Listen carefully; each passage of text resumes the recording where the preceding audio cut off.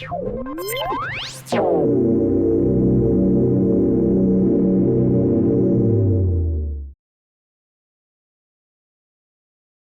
everyone, and welcome to Amplify Their Voices, promoting student agency in any learning environment. I am Jamie McPherson, and I'm really glad you're here joining with us today. Before we get started, I just want to let you know that we call this the 3 R's, but there will be a recording of this available for you tomorrow. You'll receive that in a follow-up email. There's also a resource. This kind of follows the information you'll hear today. If you'd like to open that up, you can find that in the handout section on the right-hand side in that little toolbar that you see there, and it'll also be linked to tomorrow's email. And then we also have Robin joining us. Hi, everybody. Robin will be there to kind of help with any tech issues that may come about, which we hope usually doesn't happen, but she's a great help to have along for the ride. So we can jump in now and get started. But before we do that, who is here today? So you're going to launch a poll, and if you could just let us know what grade level you teach. Is it lower elementary, upper elementary, middle school, high school, or maybe you're an admin joining us today? Go ahead and make your selection there.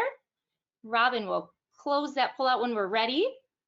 All right, so it looks like we are at 39% upper L, and then we have middle school, high school, and admin or other at 17%, and then 13% lower elementary. So a good mix across the board.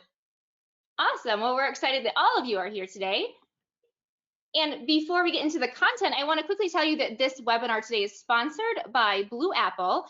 These are PBL units that engage students, they teach the content, and they make the world a better place. We're going to hear a little more about these towards the end today, but I just want to quickly give a shout out to the awesome work that Blue Apple does in classrooms. We provide project plans and supplies, online options, for whether you're teaching in person, virtually, or you're doing a hybrid, and maybe a mix of those two.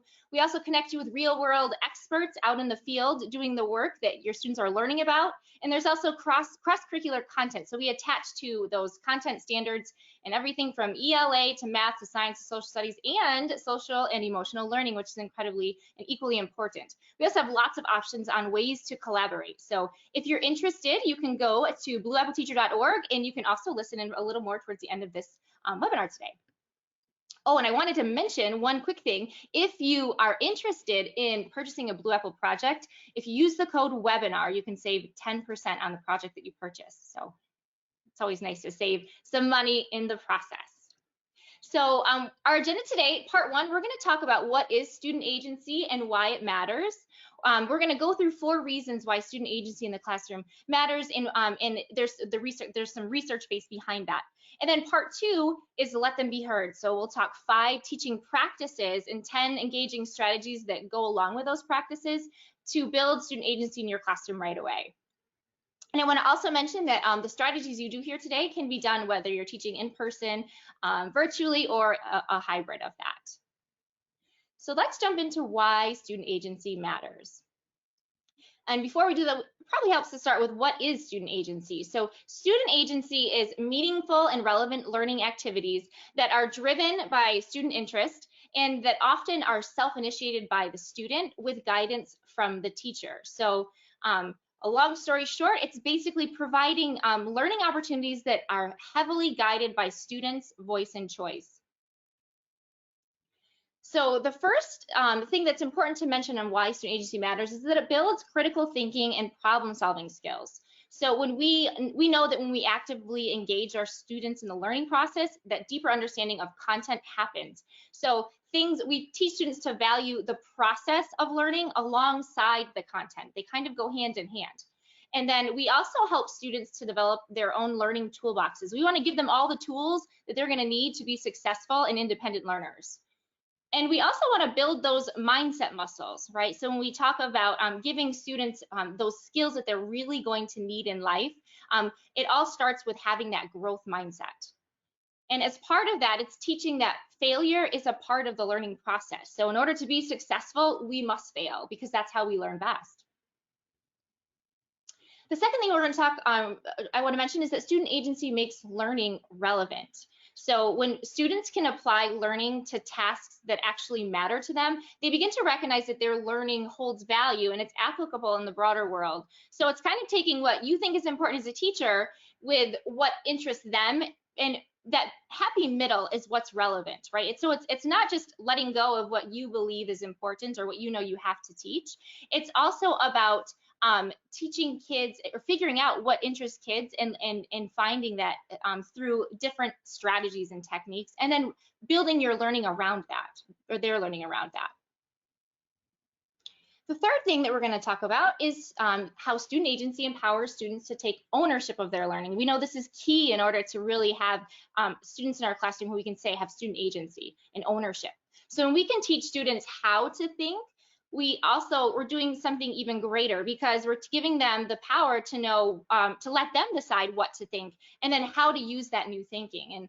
And within that document that you guys can access, there's some great learning strategies on ways to help students think for themselves. So we know that there's an incredible amount of power in doing so. So go ahead and check that out.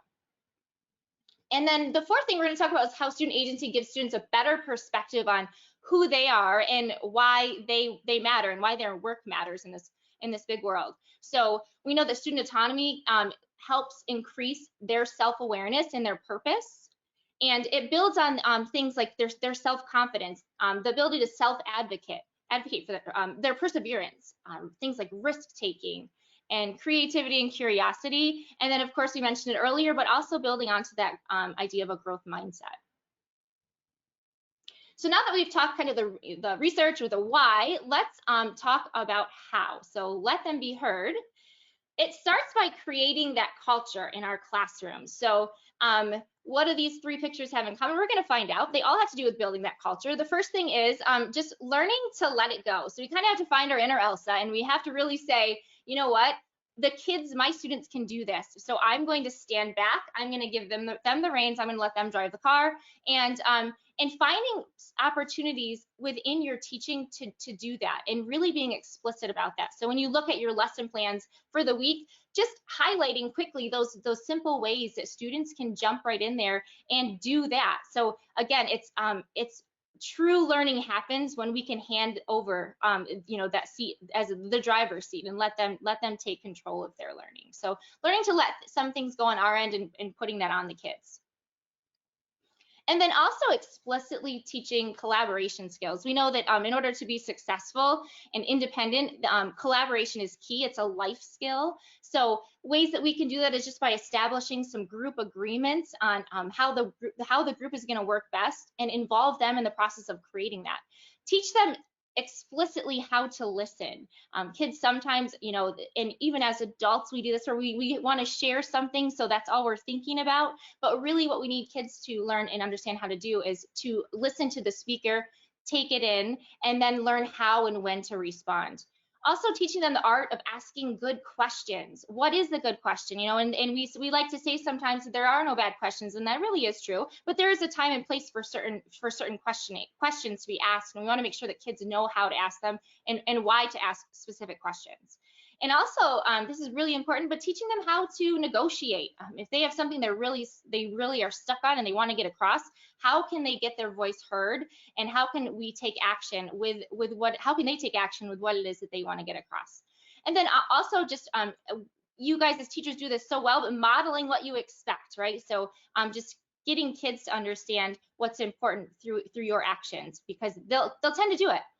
And then the next thing that we want to teach them to do is just to really kind of, as a teacher, emphasize inquiry and emphasize creativity. We know that these are all part of the learning process, but when we can teach kids to ask a lot of questions and then to use different creative outlets to solve problems, we're really teaching them life skills, and we're creating that culture in our classroom that lets them know that they're going to be taking control, they are going to be working in groups really well, and as equally as well as they can do independently, and that they can find different ways to meet a goal.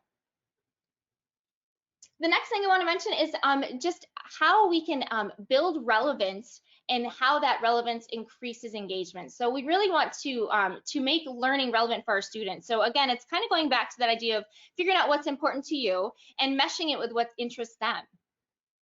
And one really great way to do this is through student interest surveys. So there are tons of these out there and available just by a quick Google search, but get creative and really figure out what it is you want to know about your students. And this one might be hard to see on screen now, but this one is available for you in your hyperdoc that's linked on the handouts link there. But asking questions like, what is the best thing you remember learning about last year and why was it so memorable? Because it really gives you an idea on what it is that that really stuck with them. And it also gives you an idea on what you could possibly do in your school year to help them best receive and retain information. So again, those those student interest surveys are incredibly powerful. This is a general one, but it's also important when you're thinking about certain subject areas. So maybe like reading, figuring out what your students would like to read. There are reading interest surveys out there. There are math interest surveys out there. So there are tons of different interest surveys. A quick Google search will find those for you. And then also sharing what success looks like. So if we really want our students to identify and take charge, identify what they need to learn and then take charge of that learning, we really need to show them what success looks like. And so one good way to get started with that is just being really explicit about sharing learning targets. So those things like I can statements are really powerful, and making sure that when they hear that I can statement, they know the work that's attached to that. So they know how to achieve that. And maybe if you want to make it more inquiry based, turn those I can statements into questions. That's just a good way to kind of get students thinking a little deeper about the concept. Another way to share what success looks like is just by utilizing rubrics.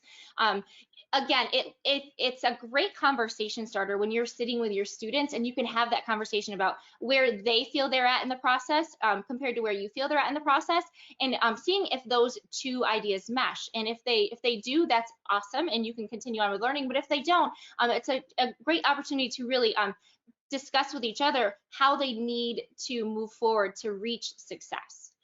And then another thing is just by providing exemplar work samples. So really showing students how they can show success and what that looks like explicitly.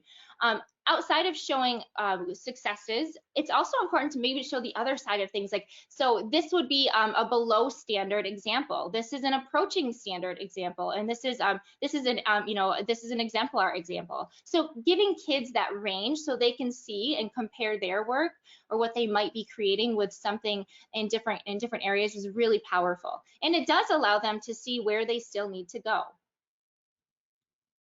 Another idea to keep in mind is it's important that we provide students with a roadmap that'll lead them to success, but to let them determine their specific path. So by giving them lots of opportunities to reach that end goal, reach that end destination, it's really powerful. So one way to do that is to incorporate choice boards. So this can be done with, this is a simple one on Steam and Maker Choice Board that I found right after a Google search, but it gives you an idea of like what you can do with a choice board. So whether you have students get 4 in a row, or maybe you have them over the course of a month or two, fill out the entire thing in any order that they wish, but just working in those ways that you can really identify what it is you want students to do, but also giving them the reins to figure out how to do it.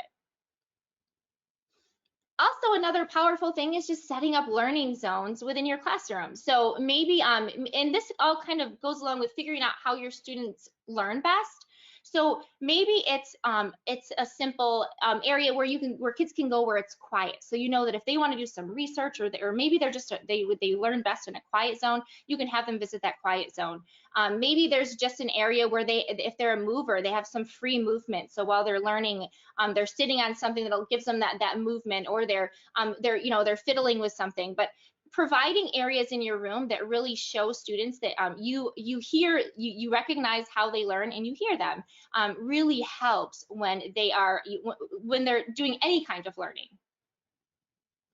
And then the next thing I want to talk about is mapping it out. So outside of that roadmap that you give them, you kind of tell them what success looks like, and you kind of draw out a plan. It's figuring out how they can do those activities to meet your goal. So they can kind of help. This is another great time to have a one-on-one conference and sit down with your students and discuss how they are going to get to that end goal. And whatever that learning target is at the end, that's the end goal. So if it's ways to count to 10, that's at the end of the road, then how are they going to approach that through the learning process over the next week or month or whatever it is that, whatever timeline you have set forth. Another thing we can teach kids to do is to utilize SMART goals. And this is really powerful because it lays out not only a plan, but it gives them some things that really do make a difference when it comes to achieving a goal. So it's setting a goal that's specific, knowing exactly what they're wanting to accomplish. It's also making sure that that goal is measurable. They're doing something that will tell them how they're going to meet their goal. Also making sure it's achievable, making sure their goal is not too far out of reach or that it's too challenging. And then making it relevant. So link that goal to something important to you, something that inspires you. That's what we want to teach our kids. And then also doing it in a timely manner. We want our kids to recognize that there is a time limit to this. So having them or you establish that goal is important as well, or that timely part of that goal is important as well.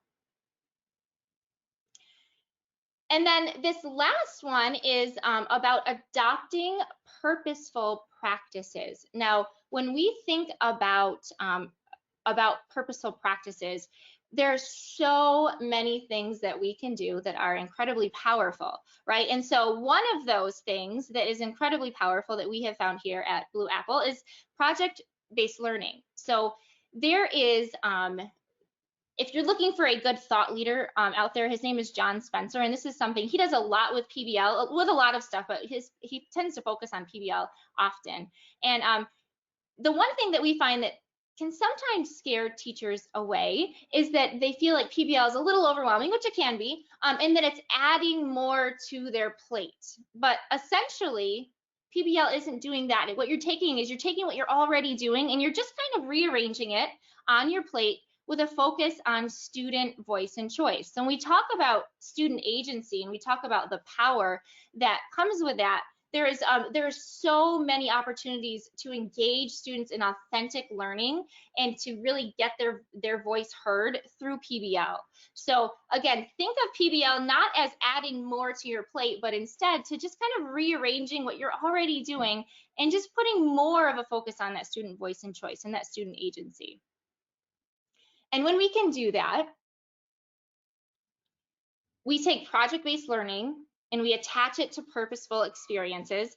This is where I want to talk about some of the Blue Apple projects that we have here at Blue Apple. So there are some great ones, and we have a lot that are available, but I'm going to focus just on a few, and I'm going to kind of tell you and talk to you about how they attach to student agency. So the first one is Moments to Remember. This is probably my very favorite PBL unit that we have. We have students who pair up with a resident from a retirement home. They listen to their life story through interviews that they have with this friend. And then through the course of several weeks, they craft a biography that they share with their new senior friend and their friend's family. And so there are lots of ways that students are taking agency over their learning and ownership, because they're the ones in charge of creating that beautiful story that eventually they have to share with their senior friend. So this was a great project to see in action. And actually, if you go to blueappleteacher.org, you can see this project in action. And I encourage you to take a look at that one. Another great one is Lend a Hand. So this one teaches students how they can actually revitalize a community. So students research microlending stories and then from around the world, and then they select a loan request to help fund. So this can be a minimal amount of money to several $100s, and and on. But what the kids do is they find something that they're passionate about or that they really believe in and they want to help, and they plan and they design and they refine a fundraising event to raise funds for entrepreneurs in developing nations. When we talk about student agency, there's a whole lot going on there because students are really, truly taking the reins in this project and running with an idea that they think is most needed. And it's always so great to see how students really jump in and own that when they're into these projects.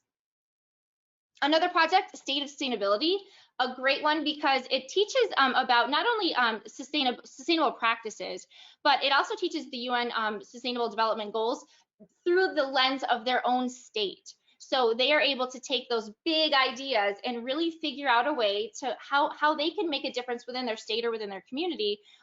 So they're doing small scale changes that really do contribute to those end goals.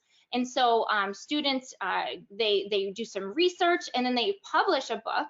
And what they do with the money that they raise is they sell it to support a sustainable development group or nonprofit organization. So another great one because students are really jumping in, they're figuring out on their own what their state needs and how they can improve, and then they're making those, they're doing work that actually makes those changes. And then the last one, I think this is probably the biggest one that promotes student agency, is Take a Stand. This project is awesome because not only does it give kids a voice in standing up for something that they believe in, but it's inspiring in the sense that they, from start to finish, they really learn that their voice matters and that they can make change in this world. So they learn to debate respectfully, they research all sides of relevant issues, and they also take a position on the topic of their choosing.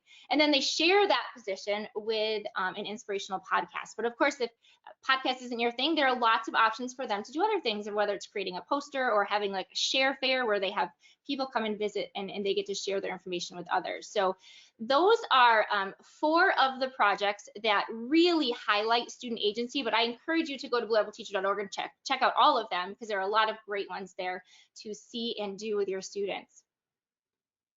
So thinking about all of those strategies, we talked about some practices there and there are strategies within those practices. Which of these practices are important to building student agency in your classroom? You can go ahead and select one or more of the following you see there. So is it create the culture, relevance leads to engagement, share what success looks like, provide a roadmap, or adopt purposeful practices like PBL? So obviously these are all great practices and super important to building student agency, but we have create the culture as it comes in the highest at 85%. Then we have relevance leads to engagement and share what success looks like are both at 62%. Provide a roadmap is 53%, and then adopt purposeful practices is at 50%. So all very high on the percentage chart. Great. All right. So as we're nearing the end of our time together, I want to take a moment to also share with you that we have some great opportunities for PD. If you're looking for PD for your school or you want to suggest PD to your administrators, we do everything. Again, you heard a little bit about our project-based learning, but we do so much more than that. We do inquiry-based instruction in all the content areas. We do everything from collaboration and communication, how to build that within your classroom to creative and critical thinking skills. There's a whole list here, but there's even more if you go to blueappleteacher.org /flexpd. You'll find the long list. And if there's something that's not there, one of our favorite things to do is to create it. So we love creating new content that we can share with our teachers. So if there's something that you don't see there that you're interested in, just reach out and with your admin, have your admin get in touch with us, and we will make it happen. So that's another fun part of our job here at VAI. So please reach out and let us know and check that out by going to blueappleteacher.org. And then one other thing, so we talked about student voice, but we also love hearing from you as educators. So I would like to give you a Blue Apple project. I'm going to be giving one away, and the way that we can, you can do that is if you have an idea for an upcoming webinar, we do those like we're doing right now monthly. If you have an idea, share it with us.